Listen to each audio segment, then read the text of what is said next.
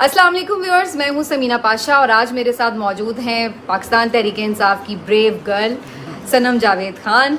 और आज हमारी ये फॉर्मली आप समझ लें कि पहली मुलाकात ही है, लेकिन बिल्कुल महसूस नहीं हुआ सनम से मिलके कि सनम से पहली दफ़ा मिल रहे हैं। तो आइए ज़रा आज इनसे थोड़ी चिट चैट करते हैं और इनके फ्यूचर प्लान्स का भी ज़रा जानने की कोशिश करते हैं। सनम कैसी हैं आप? मैं बिल्कुल ठीक हूँ, आप कैसी हैं समीना? बिल्कुल ठीक ठाक। तो बैक टू लाइफ हो गई है या नहीं? वैसे हाँ, थोड़ा हो गई हूँ। सबसे पहले मैं आपको थैंक यू करना चाहती हूँ जिस तरह आपने सपोर्ट किया, हमारे लिए आवाज़ उठाई।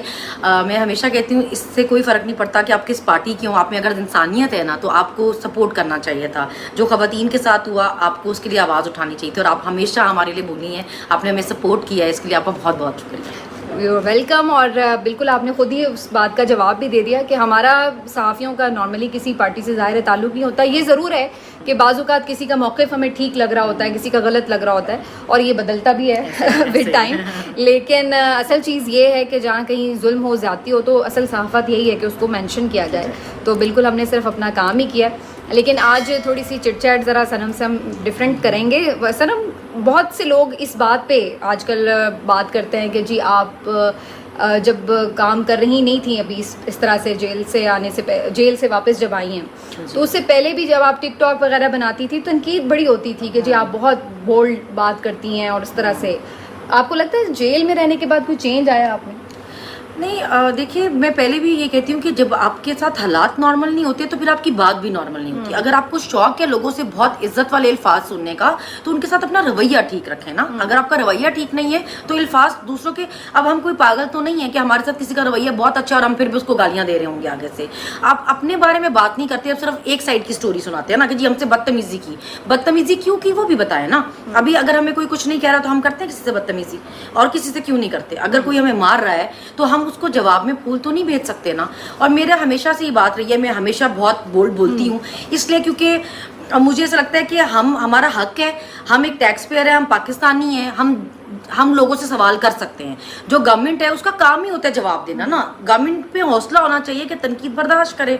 अगर उसमें तनकीद बर्दाश्त करने का या सवाल सुनने का ज़र्फ और हौसला नहीं हो तो उनको घर चले जाना चाहिए। लेकिन अब ये भी तो एक चीज़ देखने में आती है ना, हर कोई तनकीद भी अपने अंदाज से करता है। तनकीद अब सलमान अकरम राजा भी करते हैं और तनकीद फिरदौस आशिक अवान या अज़मा बुखारी भी करती हैं अपने मुखालिफिन पर। लेकिन एक फ़र्क है, तो आपको लगता है कि आगे थोड़ा पहले आपकी रिस्पॉन्सिबिलिटी नहीं थी कोई उस तरह से, क्योंकि आप ना पार्टी मेंबर थी उस तरह से, ना कोई रिस्पॉन्सिबिलिटी थी पार्टी की, एक सपोर्टर थी आप।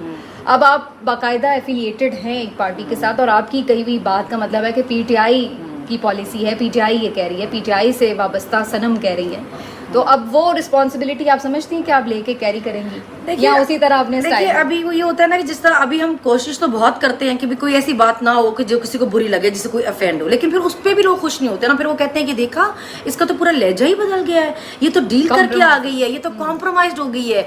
और अगर आप उसी तरह बोलें तो वो दूसरे लोग आपको जीने नहीं देते कि लो देखो जरा पार्टी ने ऑनर दे दिया, ये दे दिया, मगर इनका लहजा नहीं ठीक हो रहा। तो अभी तो मैं इसी बात में कंफ्यूज हूँ कि एक्चुअली हमने करना क्या है और हमसे चाहते क्या है। जाहिर है चेंज आप आते हैं जब आपने इतना मुश्किल टाइम देखा हो तो चेंज आप में वैसे ही आ जाता है। आपको किसी के कहने की ज़रूरत नहीं पड़ती, आपने वैसे इतनी मुश्किल देख ली होती है कि आप में समझ वैसे ही आ गई होती है। लेकिन एक हर बंदे की एक नेचर भी होती है ना।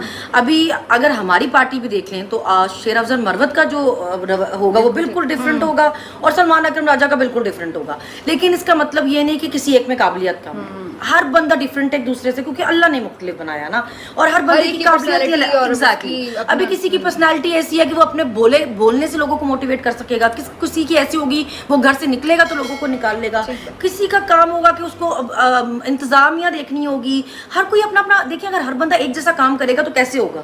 हर कोई अपना अलग अलग काम संभालेगा ना, और इसके लिए हर किसी की नेचर डिफरेंट होगी। तो लोग जैसे है मुझे लगता है आप थोड़ा थोड़ा उनको वैसे एक्सेप्ट करना शुरू करें।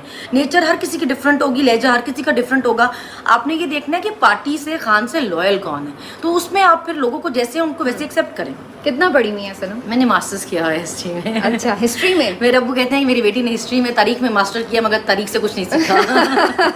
तो आगे आपने कभी, जाहिर है पहले तो नहीं सोचा हुआ था कि पॉलिटिक्स में जाना, अब आपने इसको एज करियर ऑप्ट कर लिया है कि पॉलिटिक्स ही करनी है?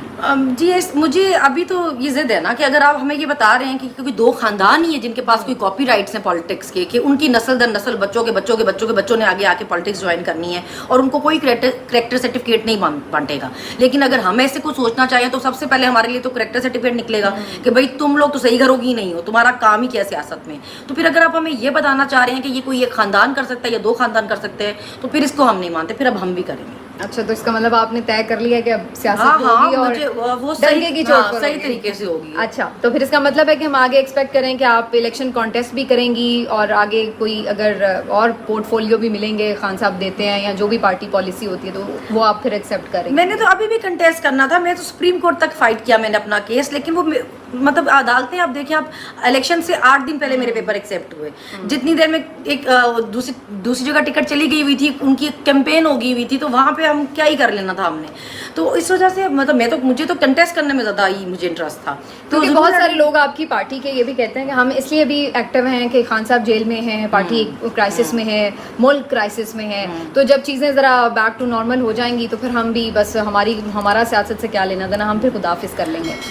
میرا اپنا خود یہی میری سوچ تھی. ہم یہ رجیم چینج سے پہلے باہر نہیں تھے نا، رجیم چینج کے بعد ہم باہر ہوئے کیونکہ ہمیں لگا کہ بس کافی ہو گیا ابھی نا، اس ملک کے ساتھ اپنے جتنا بیڑا غرق کرنا تھا اس کا آپ نے کر دیا. خان صاحب کو ویسے کب سے سپورٹ کر رہی ہیں؟ خان صاحب کو میں سپورٹ کر رہی ہوں 2000 میں نے اپنے بچوں کی پکچر شیئر کی تھی، اپنی بیٹی کی اور اپنے بیٹے کی، 2013 کی اور 14 کی نا. تو ہم جب پہلی دفعہ اپنے جلسے میں ہماری پوری فیملی گئی تھی تو میں اپنی بیٹی کو لے کے گئی تھی. میری بیٹی شاید 3 سال کی تھی، ابھی 13 سال کی ہے ماشاء اللہ. تو کافی سال ہو گئے لیکن ہم ایسے ہی سپورٹر تھے جو جب بس صرف ووٹ ڈالنے کے لیے نکلے. اور ہم جب پہلی دفعہ جلسے پہ گئے ہم سب اتنے ایکسائٹیڈ تھے کیونکہ ہمارے خاندان پورے میں کبھی پہلی دفعہ یہ سب ہوا تھا کہ عورتیں جلسے پہ گئی تھیں. تو لیکن پھر رجیم چینج کے بعد تو اتنا غصہ تھا کہ مطلب ابھی بس کرنے اس ملک کا بیڑا غرق کرنا، ابھی تب لگا تھا کہ بھائی ابھی بس ابھی نکلنا چاہیے. جیسے ہم اپنے ماں باپ کو کہتے ہیں کہ یار آپ ساری زندگی برداشت کرتے رہے، آپ لوگ کبھی کچھ بولے نہیں، کل کو ہمارے بچے ہمیں یہ نہ کہیں کہ آپ نے کیا کیا تھا، آپ میں کیا ڈفرنٹ. لیکن بچے بھی تو سفر کریں نا، کیونکہ نارملی ہمارے یہاں خواتین کے لیے اسپیشلی یہ سوچا جاتا ہے کہ جی آپ چھوڑیں پالیٹکس، چھوڑیں صحافت، چھوڑیں کوئی باہر کے ایسے معاملات، آپ اپنی فیملی کو پہلے دیکھیں. تو بچے تو سفر کرتے ہیں. نہیں بچے سفر کرتے ہیں لیکن بچے جو کچھ دیکھ رہے ہیں نا، پھر اس کے بعد سمینہ وہ یہ نہیں کہتے کہ اماں آپ بیٹھ جائیں، وہ پھر یہ کہتے ہیں کہ اماں آپ نے بھی پھر ہار نہیں ماننی ہے، آپ نے بھی پھر اب جو یہ چاہتے ہیں وہ نہیں کرنا. تو بچے جو ہے نا ان میں یہ بلکہ ابھی سے ہی ان میں جو ہے نا یہ ریزسٹنس آ رہی ہے کہ کیوں ہر چیز مانگیں. آپ میرے بیٹے کا انٹرویو دیکھیں 10 سال کا صرف، اور اتنے مزے سے انٹرویو میں کہہ رہا تھا تو پھر کیا ہوگا اگر میری ماما نے نانی کہہ دیا تو. اب میں اپنی نانی کو نانی کہتا ہوں تو کیا وہ مجھے جیل میں بھیج دیں گی میرے پہ 13 پرچے کر کے. اچھا تو بچوں کو سمجھا دیا آپ نے کہ آپ لوگوں نے اتنا کھل کے چیزیں کی ہیں کہ بچے کو پتا ہے کہ آپ لوگوں نے کیا کیا.